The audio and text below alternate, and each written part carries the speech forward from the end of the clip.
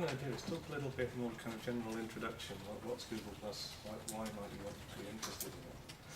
And I'll talk for maybe 10-15 minutes, and then what we'll do is to actually do a bit of practical hands-on to get you guys using it. And you can actually sign up for it right now if you have a personal Gmail address or an institutional Google Mail address. And the sign up button that you'll see on the web page will let you sign up for Google Plus. So if you want to have a play with that while I'm talking, do feel free. I won't be in the least bit offended. This one's locked. I've tried to log on, but it... Yeah, is that, that Salford 2012 password, did that not work? And it says that it says only somebody called chats together or Does the username begin with AAA? Yeah, I changed it to that's the one there. I chose that there. We've got a couple of spare ones if you want to move. Just drop it back in, keep selecting.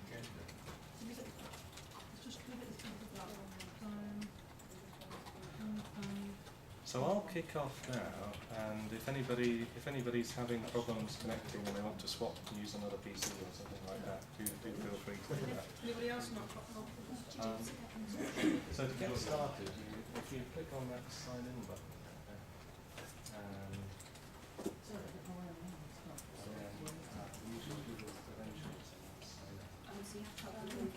if you've got a personal Gmail account or an institution.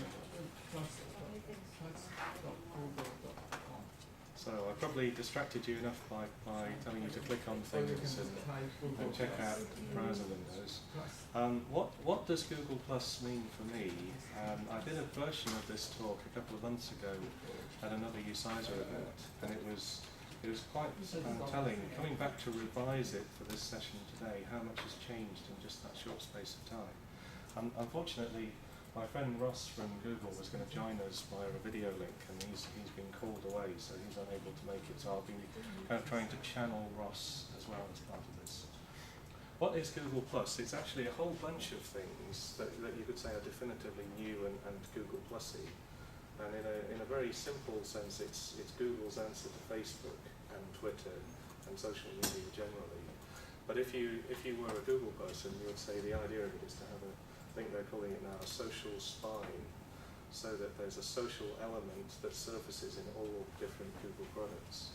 And in a minute you'll see how many that actually is right now. Particular highlights, circles are how you group people together for sharing things. So you can say, well, there's a group of people who are my work colleagues, there's a group of people who are my friends, people who are in my baby group, whatever, and you decide who you share things with. And the mechanism for doing that is very easy, it's very intuitive, and it's actually quite pleasant to use. It's one of the few computer user interfaces I've used in recent years where I actually think, oh, I'm enjoying this.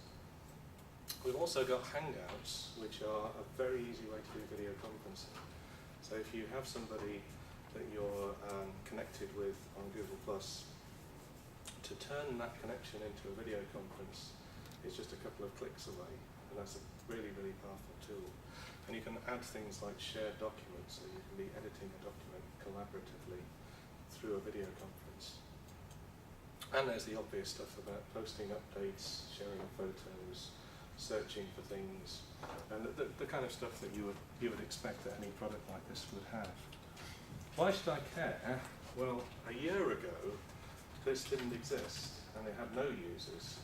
That's not quite true, of course. It was an internal beta testing. But it's about a year since it's been released to the world at large. And in that year, it's grown to nearly 200 million users. So we can talk about things like Instagram and Twitter and Pinterest and the rest of them. This also has a significant number of users. And because it's appearing in lots of different Google products, the chances are that you'll encounter it from time to time.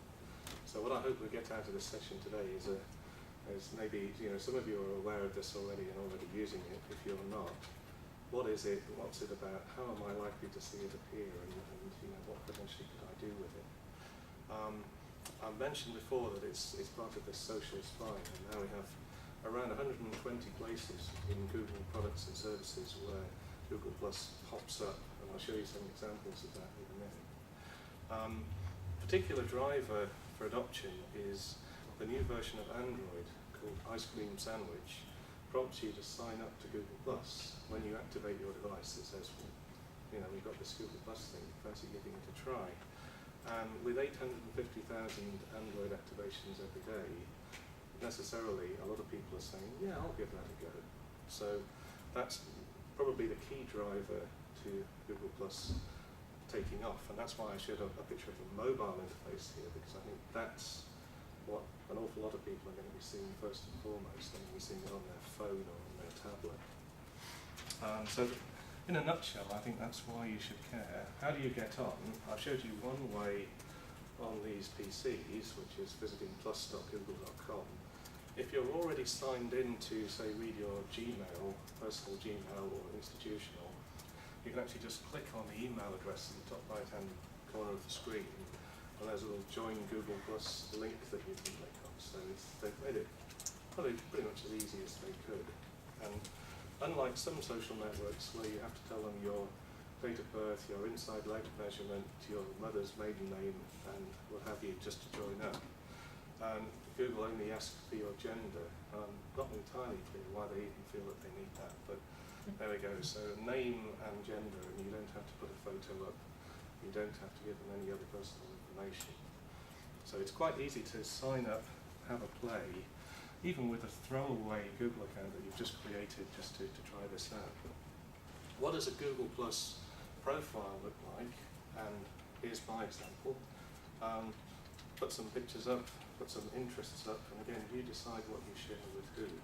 So I might say, oh, this particular bit I'm only going to share with people who are in a particular circle. So I've got something that maybe I only share with real friends, not just internet friends, or I only share this with work colleagues. For example, my mobile phone number, I might not want to post that for the entire world to see, but I might want all my work colleagues to see it. And you get a lot of granular control over sharing. You'll see up here it says viewing as public. You can actually see what your profile looks like to somebody else. You can actually just put their name in even. What happens if Red Blogs looked at my profile, this is what they'd see. So if you're changing something, unlike certain other social networks where you're never quite sure what you're revealing to people of the material that you post, you can actually see it from their point of view, which is kind of nifty. I was very pleased when they put that in. In terms of where it's starting to appear, here's some examples. So in Gmail, we've got this little bit down here after all your labels that says circles. And if you use Gmail, you probably had it sitting there for ages, not really thought about it. You click on it.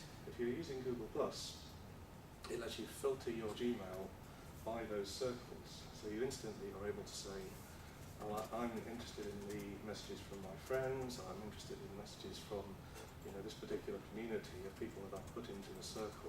Circles are just a way of grouping people. In a similar vein, I'm looking at my email, I click on an email from somebody, their contact details show up, and I can also add them to my circles and see what circles they're in. So just in these little ways, circles and G Plus are permeating. Do they have to have a Gmail account to do that? To do anything useful with this, yes, but what you will see if you play with it for a bit and log out is that the stuff which is public is public. So you don't actually have to be a Google Plus user or logged in to see public content. And I'll come on to an example in a minute of how you might take advantage of that. Sorry, there was another question. I've got an email from someone in my Gmail account who is not on Gmail. Can I put them in a circle? You can. It's a little bit clunky. So the question was, if somebody's not on Google Plus, what happens if I put them in one of my circles? They receive email messages that have the stuff that you're sharing with that circle in them. So if you keep posting tweets about a conference that you're attending, you do this on Google Plus, you have somebody in a circle who isn't a Google Plus user, and they will receive this stream of email messages from you, which they probably take a dim view of. Yeah. So although it's possible to do that, I wouldn't really recommend it, unless you're using it in quite a targeted way. Other examples, say you're watching something on YouTube, you can actually start a video conference, a Hangout, around the video on YouTube. So if there's let's say it's a group of students who are doing a piece of coursework, let's talk about this thing, and there's a very easy way of bringing a YouTube video into your discussion. That's not to suggest that we should do everything through YouTube videos, although they're great, but this is just an example of how it's servicing. Final example on this slide is just regular Google search results. So here's a search result that a chap I know called Brian Kelly has shared, and that pops up in my search results.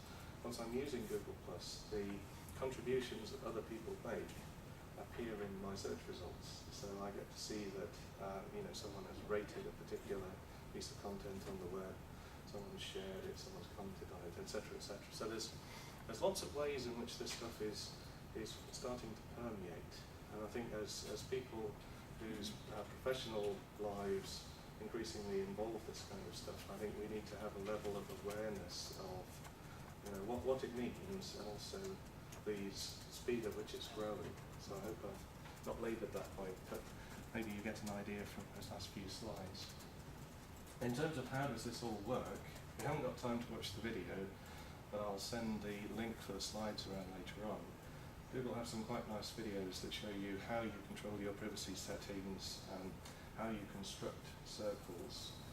They're quite entertaining. They're only a minute or two long each, so you can quite happily just polish one of those off over a cup of coffee sometime.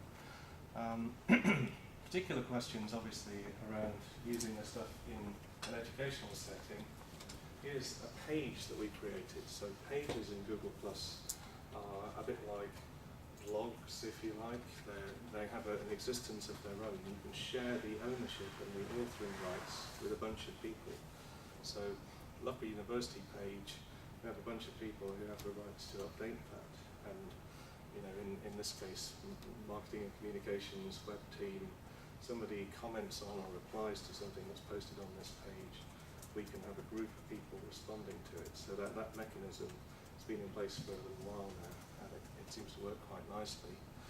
Down the side, there's a bunch of services. So these are the key services in Google+, like the Hangouts video conferencing, and the obvious stuff around sharing photos and managing circles. So this is what you'll see when you have a play with it. And I think looking around, some of you have already been doing that, so you'll have had a bit of a head start.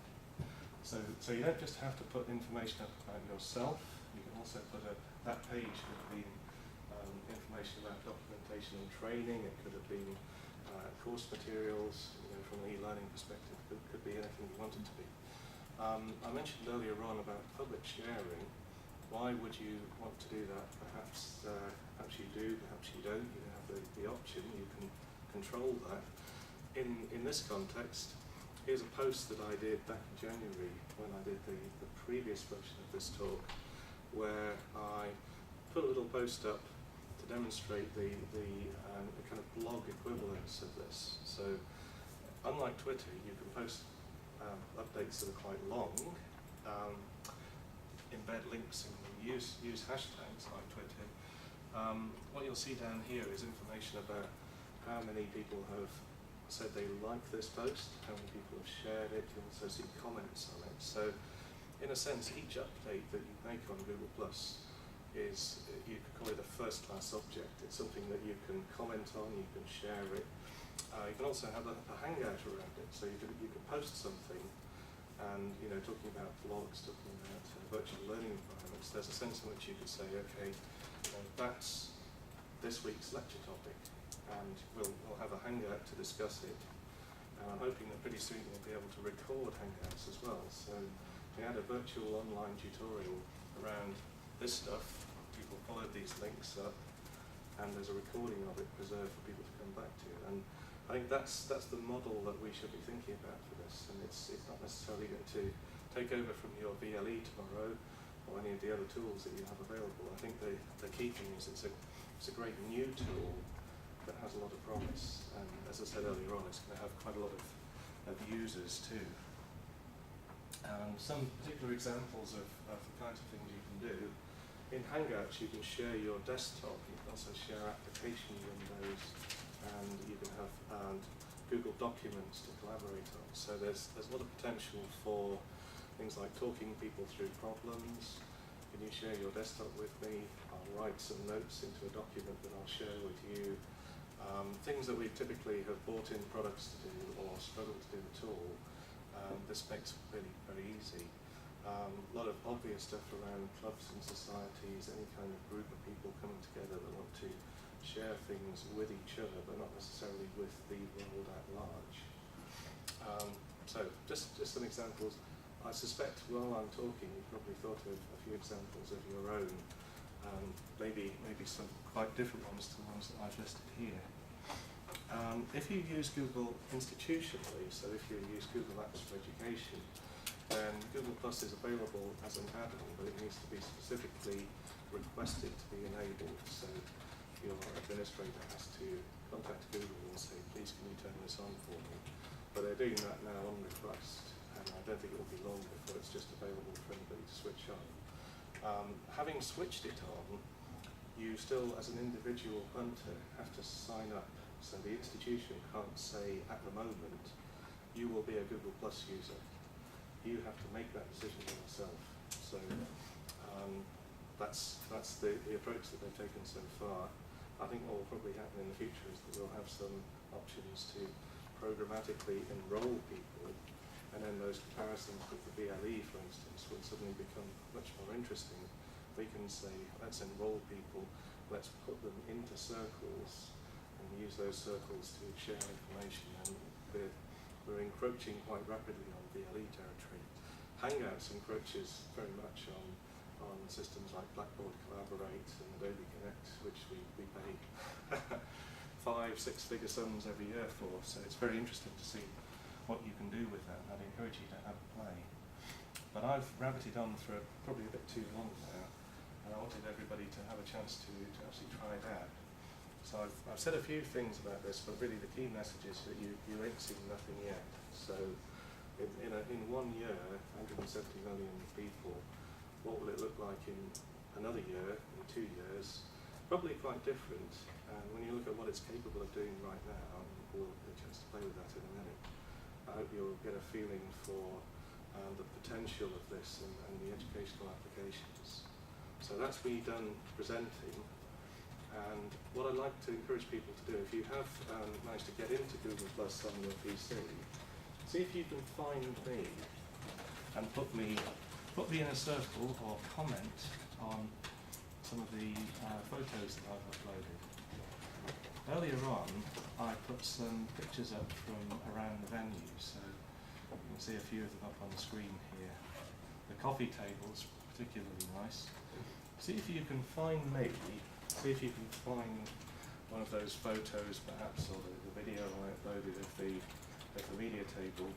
See if you could share it or put a comment in on it, and we'll see how that looks to me.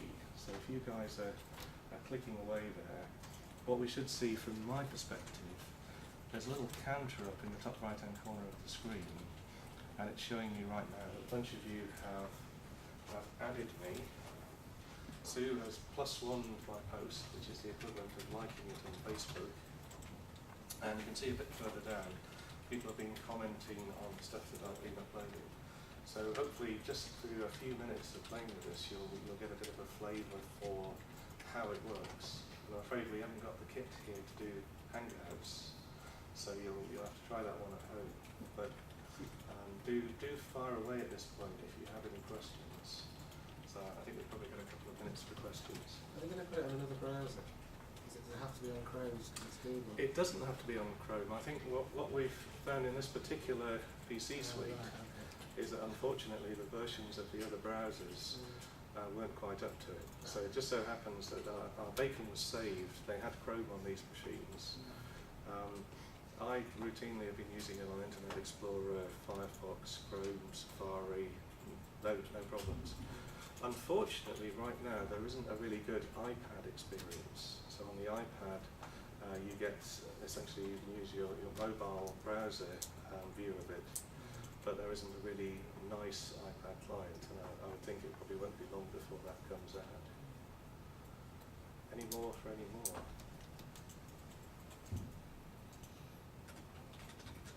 Go for it.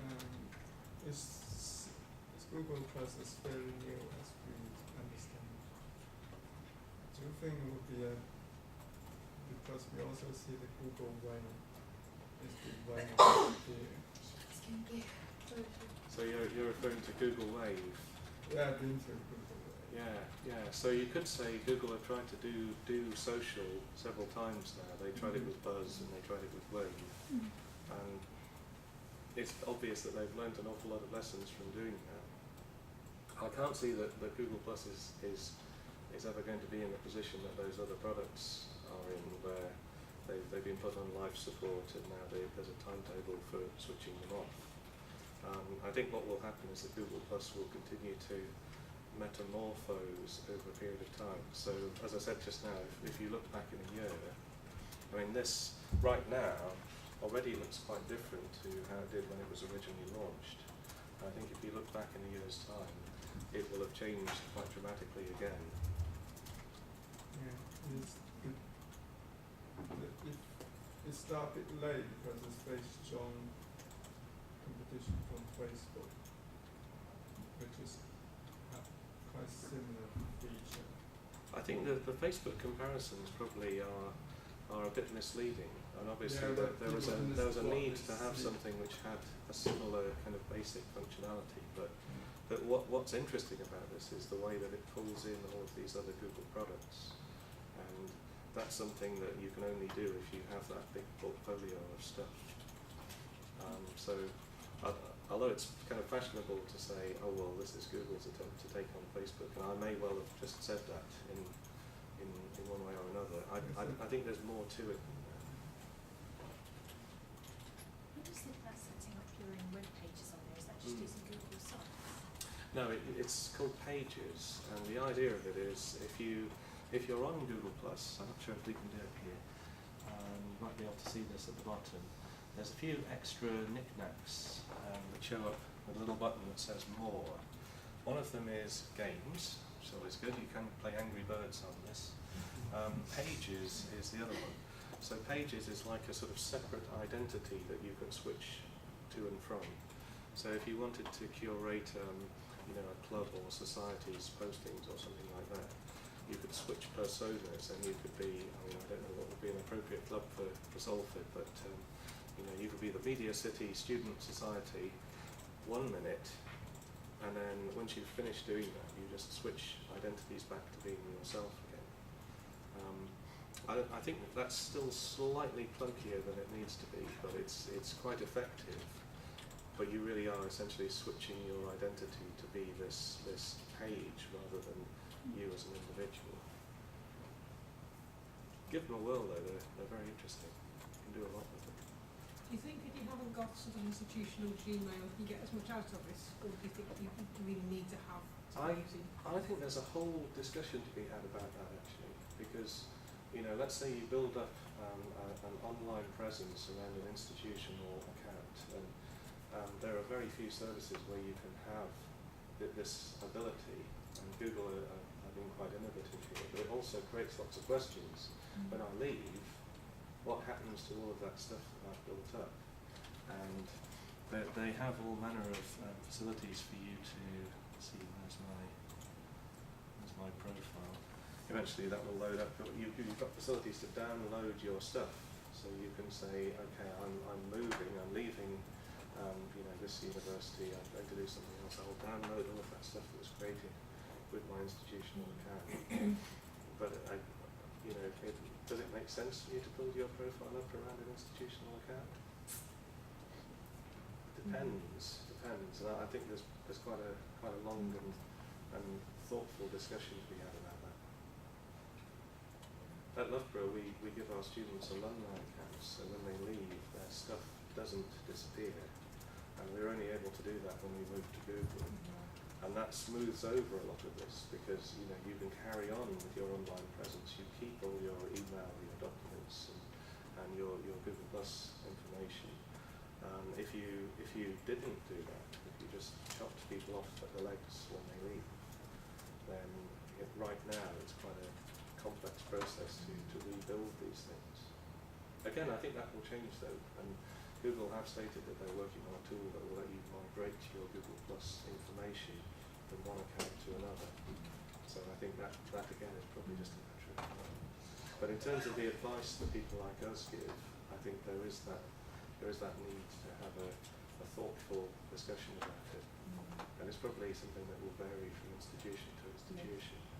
Yeah, I mean, we don't have Gmail, no, we just have normal Outlook for the students, and they do get cut off, you know, the day after they leave, practically their accounts get disabled. And I think there is more of a drive, you know, a bit more of a desire for them to have things that go, I think the demand's there for students to keep ID for their time, but we're not ready if it stops anyway. I should say, I mean, this is diverging slightly, and we should call it quits there anyway, I think. But that particular point, the point where we introduced alumni accounts for our students, we suddenly discovered how many people had applied for jobs, bought plane tickets and holidays and all kinds of things using their university credentials, which they had no idea would expire. And nothing else that they use online expires. It just carries on forever. So it was quite an alien concept for them that the university was just going to arbitrarily delete all their files, get rid of all their email, all their contacts, you know, and if they're waiting for messages back from people about job applications or whatever. Sorry, mate. Yeah, I've been there, have those kind of questions. Any final questions from Martin? Okay, I think we're pretty much done now, so thank you very much for giving us an insight into that. Thank you. Just one last thing, you can see there's been a bit more activity while we've been doing questions. So this is the sort of experience that you'll get, and obviously most of you haven't uploaded a photo yet, so if you do, it's quite visual. You know, you instantly go, oh, that's Fred commenting on my stuff. So thanks again for having me. Thank you very much. Martin, did you say you were going to share your slides with us? Yeah, I will do. How will you do that? I will do that. I mean, if nothing else, we will add them to either the Language site or to our sort of site for this conference anyway. So they'll probably be on there, but we'll have them in several places anyway. So yeah, I will spam them around on Twitter and Google Plus, and probably do a blog post about this as well. Thanks again, guys. okay, see you in coffee break time now, and then next.